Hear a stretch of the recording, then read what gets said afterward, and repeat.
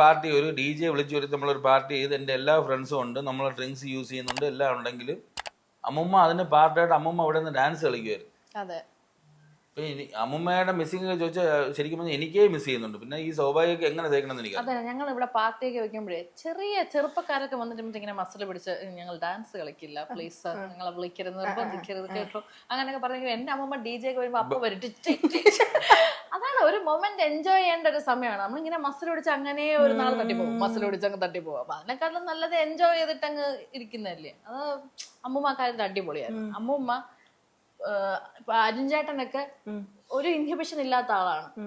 നമ്മുടെ കൂടെ ഒരു പാർട്ടി ഡാൻസ് കളിക്കും, കളിക്കാൻ തോന്നിയില്ലേ അവർ വരൂല, അത്ര തന്നെ. അല്ലാതെ അവർക്ക് മറ്റേ വന്നിട്ട് അവർ മറ്റേ അവൻ ഇതിന്റെ ഇടയിൽ ആ പച്ച കിട്ട പയ്യ എന്തിനു കാണിച്ചു, അവൻ ഇടയ്ക്കിടയ്ക്ക് സ്വാഭാവികമായിട്ട് തോളി കൈകണ്ടല്ലോ എന്ന് ഇവിടെ ആരും പറയാറുണ്ട്. നമ്മുടെ ഗ്ലാമർ കളയാൻ പാടില്ല, മുടിയുടെ സെറ്റിങ്സ് പോകാൻ പാടില്ല, അങ്ങനെയൊന്നും അല്ല. റിയൽ അവർ ഡാൻസ് കളിക്കും, അവർക്ക് പറയാനുള്ള അവർ പറയും. എന്റെ ചേട്ടനെ കൊണ്ടൊക്കെ എഴുതി കുറച്ച് പൊതിഞ്ഞ് സംസാരിക്കാൻ പറഞ്ഞ പാടാണ്. അവൻ വളരെ ഓപ്പൺ ആയിട്ട് പറയാം. അവൻ അറിഞ്ഞൂടെ എന്താണ് ഇങ്ങനെ അങ്ങനെ പറഞ്ഞ എന്താണ്, ക്യാമറ മുമ്പ് ഇങ്ങനെ പറഞ്ഞ എന്താണെന്ന് അറിഞ്ഞൂടെ എന്ന് പറഞ്ഞ പോലെ